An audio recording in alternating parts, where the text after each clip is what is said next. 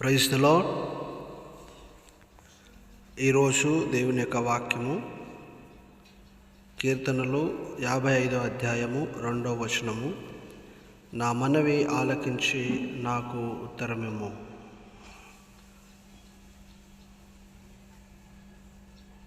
Attend unto me and hear me. I mourn in my complaint and make a noise.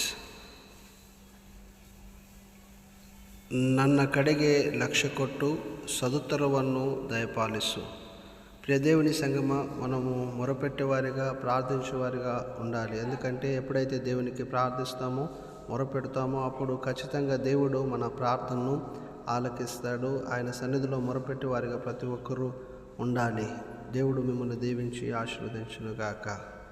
Amen. God bless you all.